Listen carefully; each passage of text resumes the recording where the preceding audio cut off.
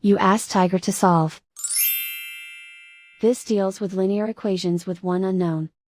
The final result is I equals 7/19. Let's solve it step by step. Simplify the expression. Break up the fraction. Isolate the I. Multiply both sides by 4 minus 5i. Expand the parentheses. Simplify the arithmetic. Multiply by 0. Group all constants on the right side of the equation. Add 7 to both sides. Group like terms. Simplify the arithmetic.